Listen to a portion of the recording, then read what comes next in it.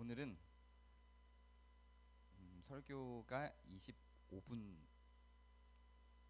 하고 나머지 10분은 질문 받는 날이에요. 질문을 한번 오늘은 이렇게 바로 대면 질문을 하고 다음 주는 원설교하고 그 다음 주에는 오픈 채팅방을 만들 겁니다. 오픈 채팅방에 질문을 하고 뭐 그 다음에 또 원설교하고 그 다음 주에는 또 이제 테이블 나눠서 질문을 서로 그룹별로 만들기를 할 건데 이거 다 해보고 제일 괜찮은 걸로 다음 분기에는 시도를 좀 해보려고 합니다. 질문이 없어도 돼요. 네, 있으면 너무 좋고요. 오늘 근데 질문이 좀 나올 수 있을 만한 내용이기는 해서 나왔으면 좋겠고 뭐 완전히 다 해결이 됐다 그러면 지나가도 괜찮아요. 부담 갖지 마세요. 우리 같이 읽어볼게요. 교독하시겠습니다. 좀 길어서 긴 날은 제가 혼자 다 읽는데 오늘 내용이 좀 중요해서 한 절 한 절 교독하도록 하겠습니다. 제가 먼저 읽을게요. 그가 비록 근심하게 하시나 그 풍부한 인자하심에 따라 긍휼히 여기실 것임이니라.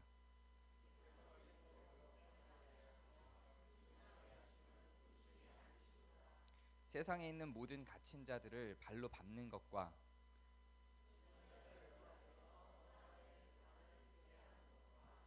사람의 송사를 억울하게 하는 것은 다 주께서 기쁘게 보시는 것이 아니로다.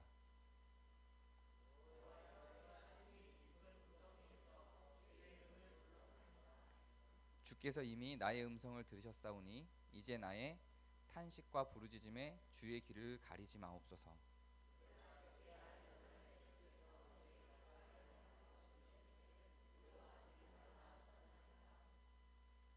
주여 주께서 내 심령의 원통함을 풀어주셨고 내 생명을 속량하셨나이다. 여호와여 나의 억울함을 보셨사오니 나를 위하여 원통함을 풀어주옵소서.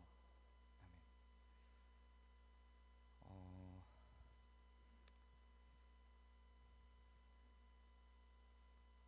세상에 불합리한 게 너무 많죠. 하나님이 살아계시다고 도저히 믿겨지지 않을 만한 일들이 일어납니다. 뭐 지금 우리나라에 벌어진 상황 자체도 하나님이 살아계신데 이런 일이 일어날 수 있는 거야? 이런 생각이 들죠. 정말로 이 세상을 통치하시는 분이 있다면, 그리고 그분이 전능하시고 강력하고 선하시다면 어떻게 이렇게 타락한 사람들이 심판받지 아니하고 나보다 더 잘 먹고 잘 살 수 있지? 이런 생각이 들죠. 우리나라에서 일어나는 것만 봐도 그런데 눈을 좀 돌리면 더 심해요. 제가 있었던 선교했던 남수단이라는 나라에 이제 제 딸이 예하가 이제 잠깐 한 일주일 정도를 다녀오게 됩니다. 근데 그래서 저희가 이제 돈을 좀 지어주려고 저한테 그 남수단 돈이 좀 있거든요. 저희 탈출할 때 남수단 돈 한 100만 원을 갖고 나왔어서 우리나라 돈 100만 원 정도를 갖고 나왔어서 그 중에서 좀 주려고 100만 원이면 그 나라에서 되게 큰 돈이에요. 그날 사람들 그 나라 그 당시에 그 나라 그 남수단 사람들의 한 달 월급이 우리나라 돈으로 한 4만 원 정도 됐으니까 100만 원을 그 나라 돈으로 그때 환전해서 갖고 온 거기 때문에 이게 엄청나게 큰 돈이라고 저는 생각하고 얼마 줘야 되지? 그러고 세다가 환율을 좀 보려고 봤는데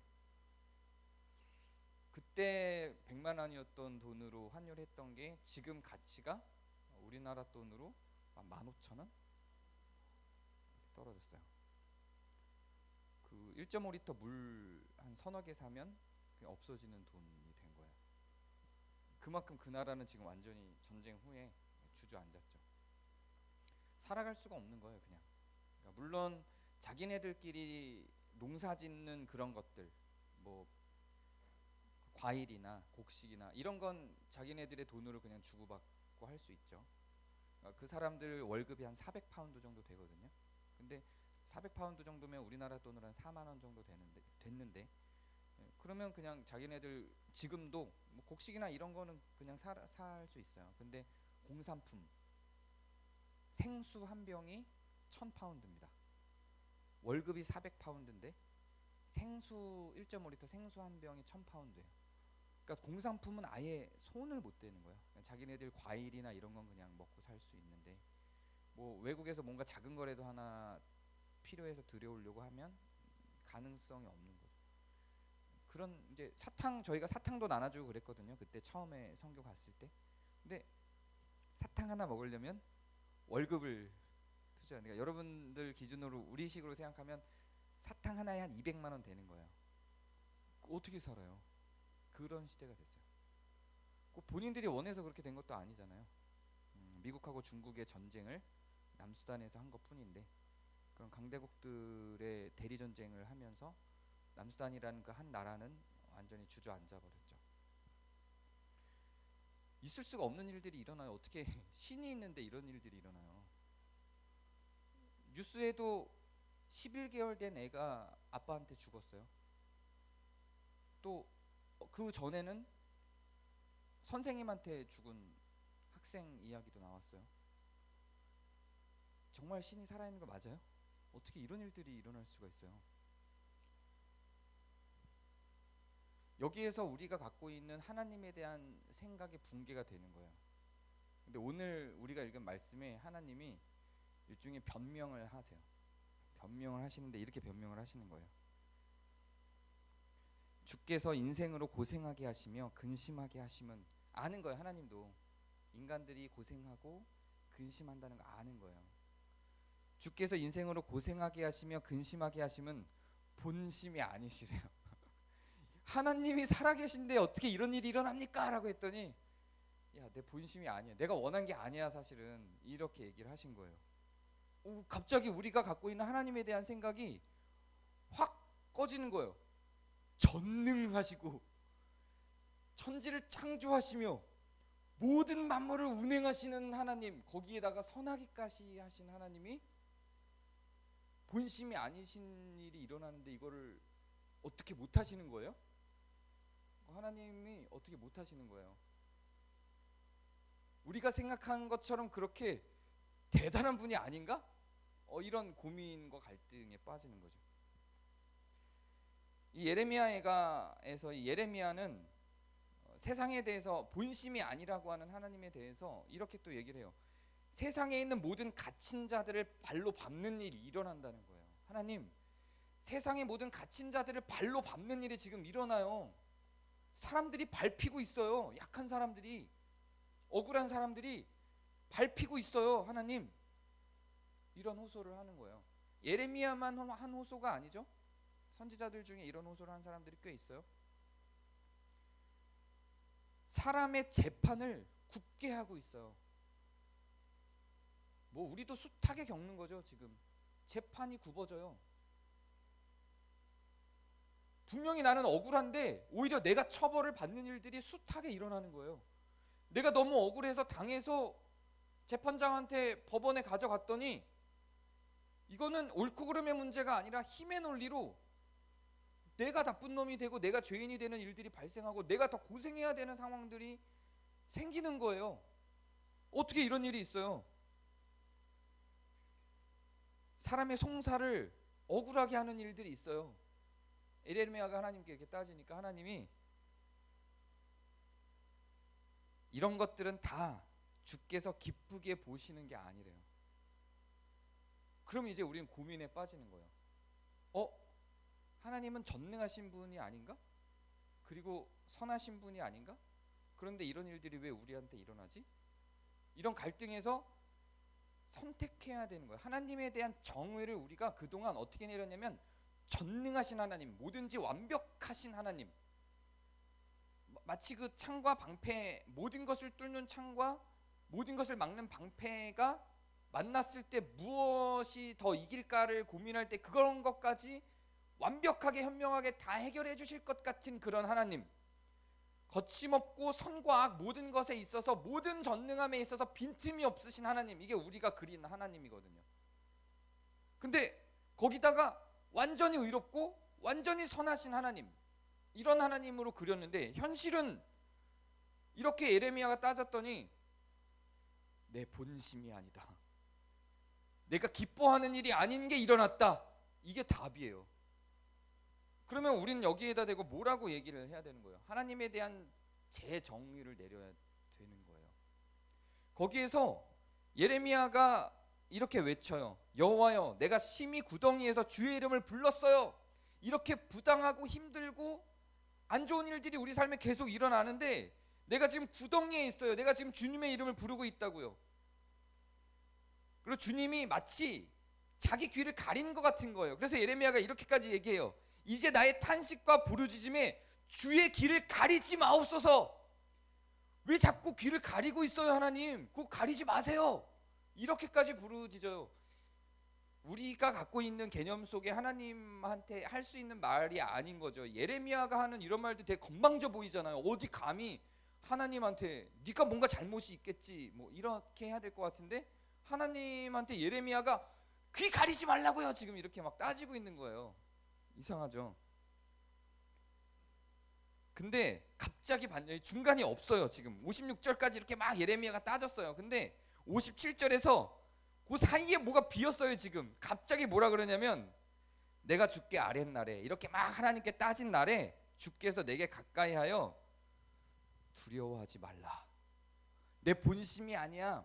내가 기뻐한 일이 아닌데 그런 일들이 일어나더라. 그래놓고 두려워하지 말라라고 하면서 주께서 내 심령의 원통함을 풀어주셨대요. 내 생명을 속량하셨대요. 내 억울함을 보고 그거를 풀어주신대요. 갑자기 어떻게 이게 풀어졌는지, 잘못된 송사가 어떻게 됐는지, 그 악한 재판관들이 어떻게 됐는지, 재판을 굳게 한 것이 어떻게 원위치가 됐는지, 모든 갇힌 자들의 발로 밟히는 그 사건들이 어떻게 됐는지 이런 설명 하나도 없어요. 아, 풀렸다. 끝. 이게 성경의 기록입니다. 여기까지밖에 없어요. 시편에도 비슷한 내용이 있어요. 제가 코로나 전에 설교를 한 적이 있습니다. 시편에도 마찬가지로 73편에 이런 비슷한 게 있어요. 하나님 왜 이 세상은 이렇게 부당합니까? 시편의 저자가 막 외쳐요. 아사벳이라고 되어 있어요. 막 외쳐요. 막 외치는데 내가 하나님께 그 불만을 갖고 세상의 부당함과 억울함과 이런 걸 막 외치면서 성소로 가는 길이에요. 그게 성소로 가는 길에 교회로 가는 길이란 얘기예요. 막 가면서 하나님 막 부당해요 막 이렇게 외치고 있는데 내가 성소에 도착하니 주께서 나를 품으시고 내가 깨달았나이다. 주님께서 나와 함께 계셨나이다. 할렐루야. 이러면서 끝나요. 이게 뭐야? 앞에 있던 그 부당한 내용들이 지금 여기에 있는 것과 동일하게 거의 비슷하게 나오거든요. 그래서 막 나왔는데 그래 이거 어떻게 풀리려나 되게 궁금해하면서 이렇게 만들어요. 시편의 저자가 우리도 같은 마음이거든요. 맞아, 세상은 이렇게 부당하고 부조리하고 막 그러지. 거기에 있는 내용이 무슨 내용이냐면 저 부유하고 악한 자들은 지금 너무 잘 삽니다. 그런데 선하고 의롭고 가난한 자들은 너무 핍박받고 힘들게 살아갑니다. 하나님 어떻게 이렇게 세상이 만들어졌습니까? 내가 조금 더 지켜봐서 저 부유한 자들이 언젠가 심판받을까 하여 봤더니 심판을 받지 않더이다. 저들의 완악함과 죄악됨을 하나님께서 심판하실까 지켜봤더니 심판받지 아니하더이다. 혹시라도 마지막에 죽을 때라도 아프고 힘겹게 죽을까 하여 지켜봤더니 마지막에 죽을 때조차도 행복하게 죽더이다. 하나님 이게 도대체 뭡니까? 이랬던 시인이 내가 성소에 들어가니 하나님께서 나를 품으셨고 하나님을 찬양합니다. 갑자기 이렇게 되는 거예요. 이게 성경이에요. 뭐가 없어요. 해결된 게. 세상은 여전히 이런 일들이 반복되고 있고 내 삶은 좋아지지 않고 내가 억울하다고 생각했던 것들은 해결되지 않았어요. 근데 시편의 저자도 그렇고 예레미야, 아삽도 그렇고 예레미야도 그렇고 해결됐습니다. 갑자기 툭 이렇게 되는 거예요. 그러니까 이 갑자기 해결됐습니다. 요 사이에 55절과 56절 사이에 뭔가가 분명히 있는 건데 뭐가 있으니까 해결된 건데 이 아삽도 성소에 들어가기 전과 후에 성소에 들어가서 하나님을 대변하니까 뭔가가 있어서 해결이 된 건데 이게 뭐지? 상상하게 만들어요. 사실은 여기에 대해서 구체적으로 만들어진 게 성경이 구체적으로 정확하게 이게 어떻게 해결되는지에 대해서 명제로 언급한 게 없어요. 그래서 신학자들이 명제가 아닌 교리와 서사를 보고 추론하는 거예요. 그래서 교리들이 만들어지는 거야. 이 문제를 해결할 수 있는 답을 신학자들이 추론을 해서 필연적으로 추론해서 앞에 이 내용 이 서사와 이 서사를 보니 이거에 대한 해답을 갖기 위해선 이런 결과다라고 하는 추론을 해서 내린 결과물들이 있는 거예요. 진짜 정확하게 여기에 대한 성경이 제시한 답 딱 하나의 답은 없어요. 그렇게 추론된 결과들 몇 개를 소개해드리면 첫 번째가 일종의 운명론 같은 거예요. 하나님이 이미 다 정해놓으셨고 너희들은 모르지만 이 다 정해놓은 모든 거에 완벽하게 나중에 아하하고 할 만한 일들이 나타날 거야. 그거는 이 땅에서뿐만 아니라 천국까지 다 보면 다 납득이 될 만할 거야. 사실 하나님은 완전히 전능하시고 완전히 선하시기 때문에 우리의 삶은 다 정해져 있어. 운명적으로다가. 이게 이제 첫 번째 주장입니다. 그러니까 지금 궁금해할 필요 없어. 그냥 살면 돼. 뭐 이런 이야기인 거예요. 왜냐하면 하나님은 전능하시고 선하시고 완벽하시니까 이런 거죠. 그 다음에 나타나는 게 예정론인데 예정론도 크게는 두 흐름이 있어요. 하나는 이런 거죠. 하나님 100, 인간 100. 그래서 하나님이 인간과 인격적이고 사랑을 나눌 수 있는 교류를 하기 위해서 인간에게 자유의지를 줬고 그렇기 때문에 인간의 자유의지를 하나님이 원하지 않더라도 건드리지 않으셔. 이게 예정론의 기본 전제예요. 앞에 운명론하고는 좀 다르죠. 예정론의 이게 기본 전제여서 인간은 자유의지가 있기 때문에 자신들이 선택하는 대로 살아가는 거야. 근데 하나님도 그래서 이 선한 세상을 만들기 위해서 하나님도 최선의 100을 다하는 거고 인간의 100을 다하는 건데 이게 잘 조화를 이루어서 최종적인 결과물은 하나님이 그리신 섭리대로 나타날 거야. 인간의 그 자유의지가 하나님의 섭리의 좋은 재료로 활용이 돼서 이게 최종적으로 하나의 결과물로 나타날 거야. 그러니까 우리는 우리의 최선을 100% 다하면 되고 하나님의 거룩하고 전능하신 이 전체적인 섭리를 좀 믿어봐. 기다려봐. 이게 예정론의 첫 번째 그림이에요. 앞에 운명론보단 좀 위로가 되는데 그래도 뭔가 이게 좀 미적지근하고 그러면 뭐 어쨌든 이 문제는 해결이 안 된다는 거잖아 라는 생각이 들죠. 혹은 이 땅에선 해결이 안 된다는 거잖아. 이 땅에서 해결되든가 저 세상 가야 해결된다는 거잖아. 이런 어떤 많은 궁금증을 낳게 만들어요. 차라리 아까 그 운명론은 이거는 그냥 기다리고 나는 내 삶을 살면 되는 거구나. 그냥 조용히 입 닫고 있으라는 거구나. 이런 내용으로 이해하면 되는데 이 예정론은 뭔가 좀 복잡하고 명료하지 않아요. 그 다음 이것도 예정론의 한 측면인데 상호작용이에요. 하나님과 인간이 어떤 상호작용을 만들어서 나타나는 결과물이에요. 그러니까 책임이 반드시 하나님께만 있는 건 아니고 인간의 자유의지 속에 같이 있어서 엮여 나온다라고 보는 거죠. 다만 하나님은 이걸 예지 안에서 모든 것들을 다 저 미래까지 보셨기 때문에 이것들을 그 미리 보신 예지로 말미암아 이것들을 다 감안하고 전부 대비를 해놓으셨다. 지금 당장 본심이 아니신 일들이 벌어지지만 기다리면 언젠가 저 끝날 어디에서는 이게 해결이 된다. 요런 것까지입니다. 여기까지가 하나님의 전능하심을 손상시키지 않고 이야기할 수 있는 수준의 내용들이에요. 한국교회에서 가장 많이 이야기되는 내용들이기도 하죠. 근데 저는 이것도 조금 답답한 마음이 있어요. 저는 이것도 좀 답답한 마음이 있고 저는 사실 이 예정론 테두리 내에서 신학을 배웠고 요거를 오랜 기간 동안 신뢰하고 믿어왔는데 실제로 삶을 살아가다 보면 제가 아프리카에서 겪은 일들을 겪고 우리가 생각할 수 있는 수준 이상의 고통과 고난들을 당하는 사람들이 이 세상에 너무 많은 것들을 확인해 볼 때 이게 해결책을 던져주지는 않아요. 대부분의 대중들에게는 어느 정도 그냥 수용을 할 수 있을 것 같은데 저 극단의 고통 가운데, 욥과 같은 고통 가운데 있던 사람들은 욥이 하나님께 항변했던 내용들을 같이 항변할 수밖에 없는 지점을 만나게 되죠. 그러면서 그 다음 주장들이 뭐냐면, 우리가 2017년도에 박영식 교수님 이번에 오셨을 때 말고 그 예전에 박영식 교수님 오셨을 때 설교했던 내용 기억날지 모르겠어요. 그분의 논문을, 박사 논문을 그냥 설교로 요약해서 설명을 해줬는데, 하나님의 전능하심과 선하심이 충돌할 때 그 박영식 교수님은 그걸 어떻게 추론을 해서 정리를 했냐면 선하심을 선택한 거예요.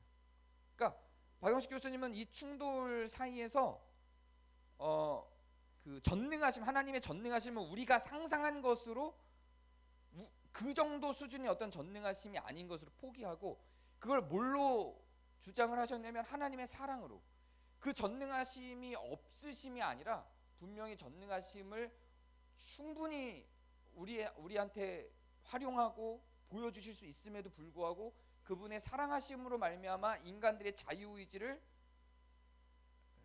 보장해 주시기 위하여 자신의 전능하심을 포기한 그림으로 그렇게 진행이 됐죠. 그리고 하나님은 그 전능하심을 포기한 대신 약자들과 함께 하심으로 선택을 하시는 것으로 그렇게 이야기를 했었습니다. 물론 지금 제가 간단하게 요약을 했지만 그때 못 들으신 분들을 위해서, 이런 것들이 일종의 신학의 한 대안 체제로 나오는 내용들이죠. 여러분들은 어떻게 생각하시나요? 객관적으로 생각하면 앞에 있는 운명론이나 예정론이 아니라 정말로 뭔가 충돌되는 것들을 명료하게 정리를 하려면 그때 박영식 교수님이 제안을 했던 것처럼 하나님의 선함이나 전능하심 둘 중에 하나를 포기해야 되는 상황이 오는 거예요. 그런 일들이 우리한테 고민이 될 수밖에 없는 현실이 너무 많은 거예요, 지금 세상 속에. 제가 내린 결론은요, 일단 이것에 대한 질문에 대해서 제가 내린 결론은, 저는 운명론이나 예정론은 사실 이 학자들이 내린 정의대로 운명론이나 예정론을 따르는 건 버리기로 결정을 했어요. 그렇다고 하나님의 전능하심을 포기하느냐? 그것도 저는 선택하지 않기로 결정을 했어요. 그리고 제가 내린 결론은, 전에 요한계시록 저와 함께 하셨던 분들은 저의 이 워딩을 기억하실지 모르겠는데, 저는 판단을 중지하기로 했습니다. 저는 이 자세가 맞다고 생각해요. 지금 우리로서는. 저도 이 문제를 너무 많이 해결하고 싶었어요.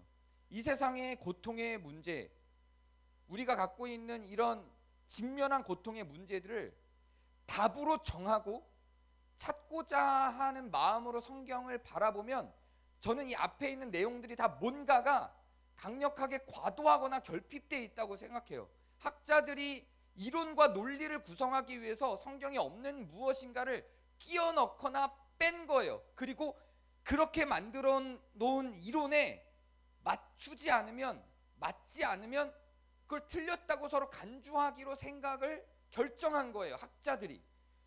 저는 그게 납득이 되지 않아요. 성경에는 아무리 제가 이걸 찾으려고 학자들의 주장들을 다 보고 성경 이리저리를 봐도 명확하게 제시하지 않습니다.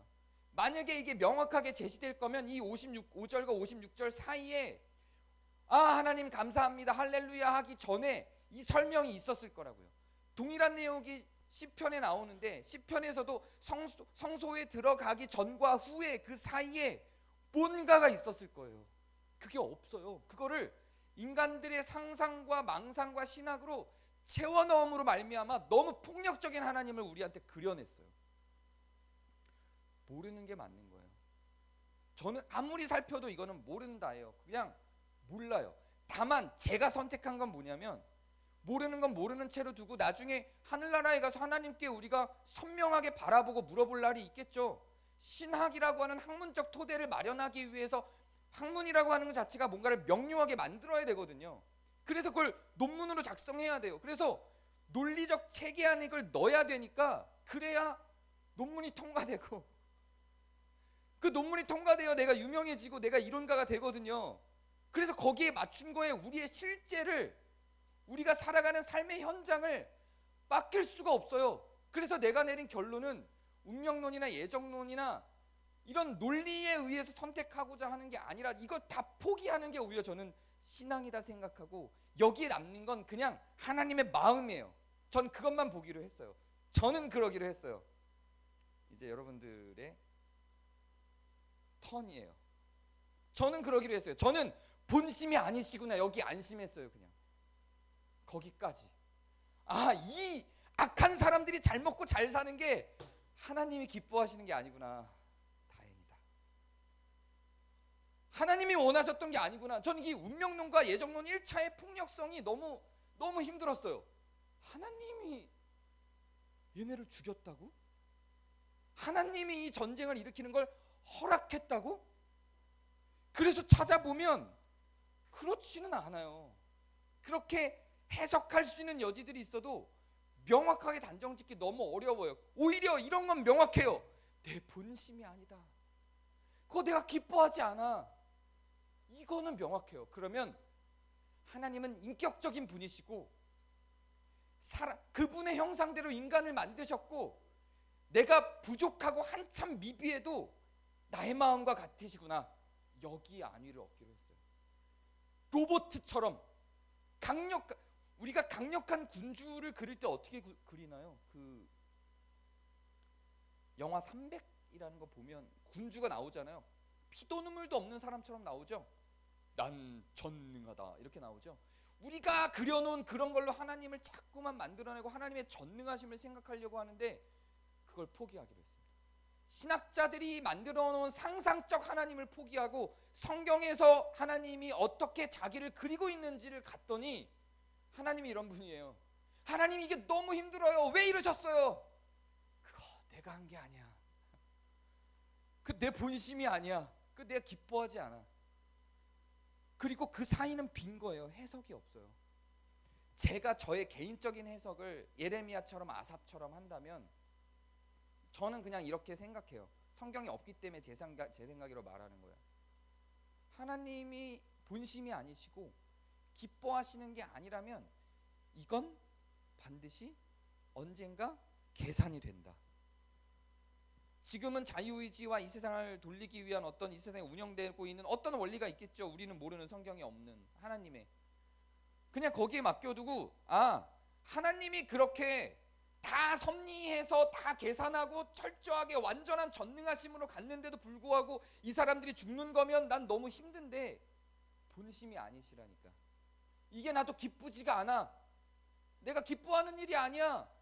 이렇게 약한 사람들이 핍박받는 게 내가 기뻐하는 일이 아니야 라고 하나님이 그런 마음을 갖고 계시다면 우리의 탄식과 우리의 부르짖음을 듣고 계시구나. 여기까지만. 그 이상은 가지 말자. 듣고 계시구나. 그러면 이 땅에서 혹은 이 땅이 아니시더라도 이것들이 원통함이 풀어주고 속량될 날이 있겠구나 라고 저는 믿기로 했어요. 그게 제가 이런 내용들을 호소하는 성경에 대한 제 신앙의 반응이에요. 예레미야도 이런 반응을 가졌던 것 같아요. 그래서 58절에 주여 주께서 내 심령의 원통함을 풀어주셨고 내 생명을 속량하셨나이다 라고 말하는 게 아닐까 라고 저는 추측합니다. 그 강력한 증거로 저는 예수님을 드는 거예요. 그분이 자기 아들을, 독생자를 혹은 자기 자신을 인간으로 만들어 성육신 시키다 못해 죽게까지 하셨는데, 그 정도까지 하신 분인데 이렇게 불공정하고 이렇게 어렵고 벅찬 세상을 본심이 아니고 기쁘지 아니하심에도 불구하고 둘 수밖에 없다면 내 원통함을 들어주고 계시는 거구나 까지만 저는 가기로 한 겁니다. 저는 이게 신앙이라고 생각하고, 그리고 그 빈 공백들은 이제 하나님을 향한 신앙과 신뢰와 기도와 또 나의 움직임과 내 마음과 내 고통을 감내함으로 메꾸는 것이라고 저는 생각합니다. 여러분들은 어떤 선택을 하실지 모르겠습니다. 이 고민이 없을 수는 없을 거고 눈 가리고 아웅하고 덮을 수는 없을 겁니다. 한번 여러분들도 같이 고민해 주시고 여러분들의 선택을, 또 이건 뭐 신학적인 체계 안에 맡길 수 있는 건 아닐까요? 우리의 현실이고 우리가 살아가는데 우리가 가져야 될 생각이니까 여러분들의 선택을 같이 나눠주시면 좋을 것 같아요. 제가 기도하겠습니다. 은혜 하나님, 하나님께서 만들어주신 이 세상 가운데 불합리한 일들이 너무나도 많아서 성경의 저자들처럼 우리도 호소하지 않을 수가 없습니다. 하나님 도와주셔서 우리의 이 호소를 들어주시고 하나님과 동행함을 우리를 위하여 같이 한탄하고 계시며 본심이 아닌 일들이 발생하는 일들에 대해서 우리보다 더 가슴 아파하고 계시는 하나님을 우리가 신뢰할 수 있게 도와주세요. 예수님 이름으로 기도합니다. 네, 질문 시간입니다. 이제 한 질문 시간까지 한 8분 정도 남았는데요. 혹시 오늘 말씀을 들으면서 질문이 생긴 게 있을까요? 하나님의 본심이 아니십니다. 혹시 뭐 질문이 있으실까요? 네.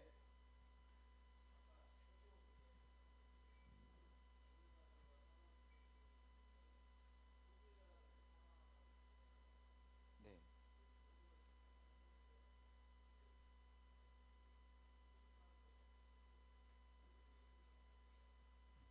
네. 뭐 그때 박영식 교수님이 그 설교를 했던 게 4.16 그 세월호 그 관련해서 오셨었거든요. 그때 이제 그때는 박영식 교수님은 세월호를 근거로 얘기를 하셨고, 하나님이 정말로 우리가 성경을 통해서 하나님의 속성을 뽑아낸다면 크게 두 개, 선하심과 완전한 선하심과 완전한 그 전능하심을 뽑아낼 수 있는데, 완전히 선하시다면 이 학생들이 죽는 걸 바라볼 수 없을 거고, 완전히 전능하시다면 능력이 없어서 못 구했다라는 것도 논리적이지 않은데, 그렇다면 남는 건 하나님은 악하신 분인가가 남는 건데, 그러면 우리가 선택해야 될 건 뭘 악함을 선택할 거냐, 전능하심을 선택할 거냐, 이 선하심을 선택할 거냐. 만약에 전능함을 선택하려면 필연적으로 선함을 버리고 악함을 선택해야 되는 거예요. 악하고 전능하신 분 이렇게 가야 되는 거고, 아니면 죽이신 거니까. 그런 상황에서 그 박영식 교수님 그때의 설교는 나는 하나님의 선하심을 선택하기로 했다. 그러려면 전능하심이 우리가 생각한 것만큼은 아닌 것 같다. 이런 결론을 내렸죠. 뭐 지금 저희가 있었던 남수단에서 벌어진 전쟁도 뭐 중국과 미국의 대리 전쟁인데 뭐 아이들도 막 죽었거든요. 그런 걸 하나님이 전능하시고 선하시다면 왜 두고 보고 계신가? 이런 데서 선하시지만 전능하시지 않다면 이해가 되죠. 그러면 본심은 아니시나 막을 수 없는 뭔가가 있었다면 이해가 되는 측면이 있고, 전능하신데 선하시다라면 이건 이해가 안 되고, 오히려 전능하신데 악하니까 그 일이 발생했다 이러면 또 이해가 되는 거죠. 그런 의미에서 그 박영식 교수님은 악함과 전능함을 버리고 선하심을 선택했다고 본 거죠. 답변이 됐을까요? 네, 네. 근데 저는 그 둘 중에 하나도 아니고, 이거는 그것도 답을 내리려고 하다 보면 이게 또 손상 가는 부분들이 있어서 모르겠다, 판단 중지가 저는 제가 선택한 길입니다. 네.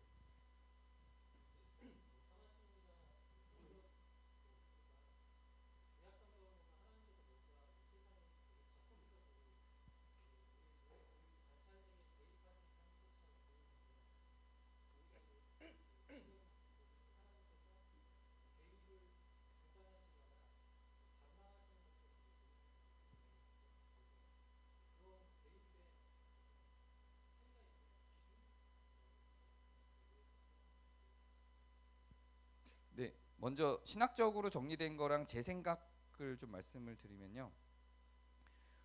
이제 2월 20일에 홍춘기 집사님이 낭독하실 내용이에요. 그 한번 들어보시면 이 내용이 살짝 있는데, 일단 이것도 학자들의 주장들을 다 정리하기보다 그냥 간단하게만 정리를 해드리면,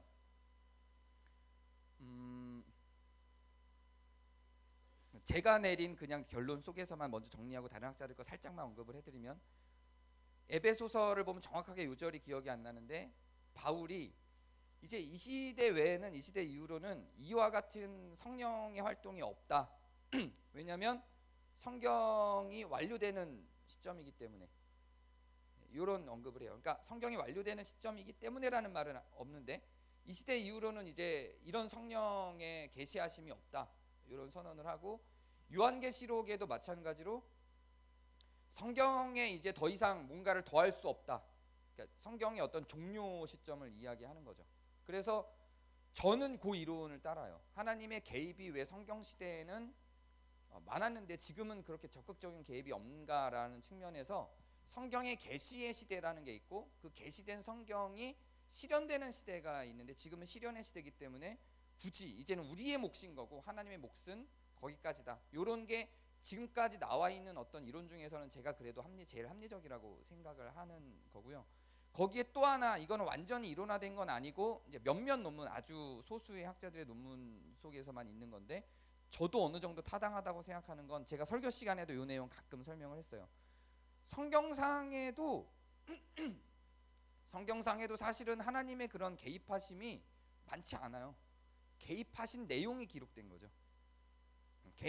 개입하신 내용이 기록이 됐다 보니까 성경엔 다 개입하신 것만 있으니까 늘상 개입하신 것 같지만, 그 뭐 예레미야한테 하나님이 계시하실 때 다른 이스라엘 전체 백성들은 못 들었거든요. 그러니까 예레미야 그 당시에 전 지구인들을 기준으로 생각해 보면 뭐 지금처럼 몇십억은 아니더라도 뭐 몇억 이렇게 됐다고 치면 예레미야 한 사람이니까 몇억 분의 1인 거잖아요. 그 정도 확률인 거예요.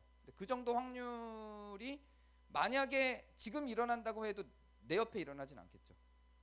그래서 우리의 눈으로 볼 때는 지금 이스라엘에서 이런 하나님의 개입하심이 일어나는 현장을 볼 때 바벨론에 살거나 페르시아에 살거나 이집트는 그 이스라엘 백성이 갔다가 나온 지역이긴 하지만 어쨌든 그 전까지는 이집트에 살거나 이런 사람들한테는 개입은 없는 거예요.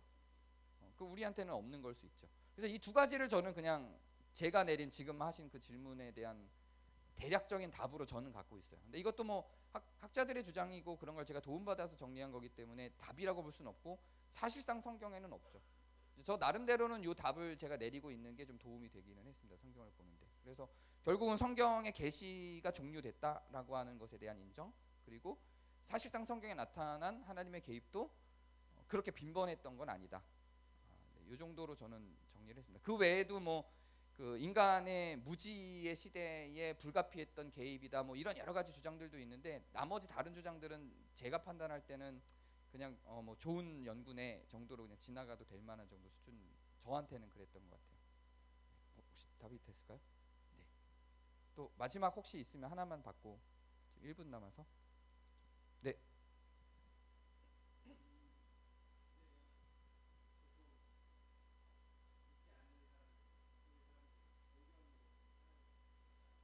네,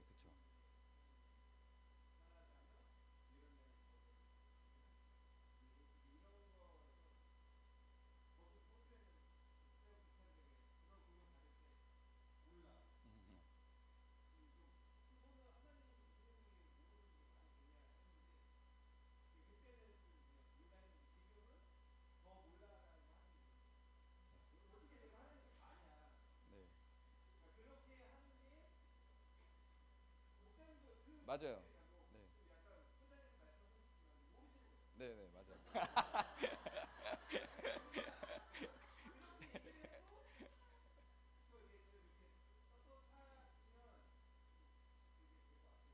네, 맞습니다. 저도 직장을 다니니까 제가 목사인 걸 아니까 이제 많이 물어봐요. 그러면 저는 그냥 모른다 그러고, 그러면 이거 아니에요? 그러니까 그건 아니야.